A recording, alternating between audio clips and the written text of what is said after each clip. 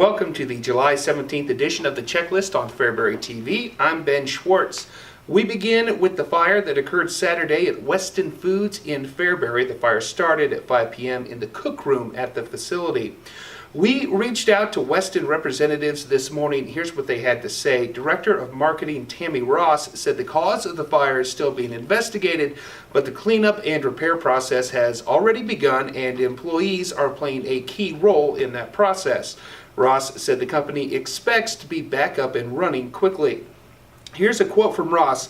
"We are extremely appreciative to the firefighters and first responders for all their hard work extinguishing the fire. We are very grateful no employees or responders were injured. We have had excellent response and support from the community."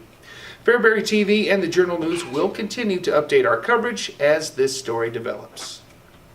The 2017 Jefferson County Fair is in the books. J. Husker Racing held a points race to close out the grandstand events on Sunday evening at the Jefferson County Fair.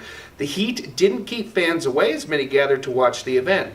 Other highlights from the weekend included the Rough Stock Rodeo, Cake Wars, and the From Our Front Porch Variety Show featuring the Jefferson County Fair Board that was held on Sunday, providing some comedy for the packed house.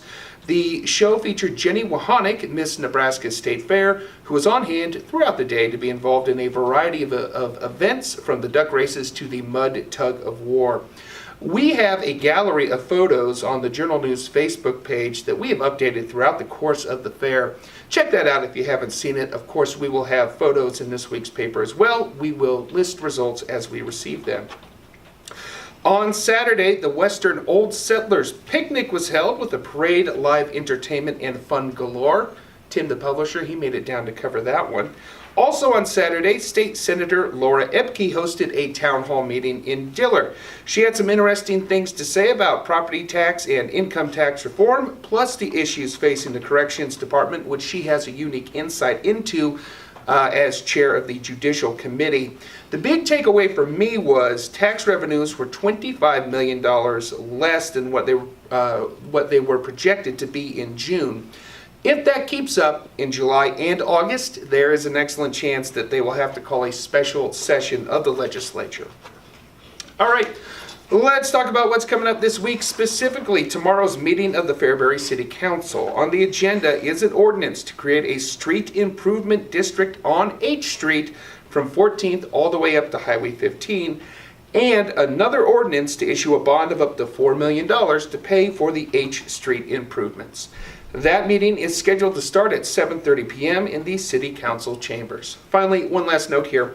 For the rest of the month of July, all new print subscriptions of the Fairbury Journal News are $35 for a year. Just call 729-6141 or stop by our office and mention this video. That is the checklist for July 17th. I am Ben Schwartz. Have a great day.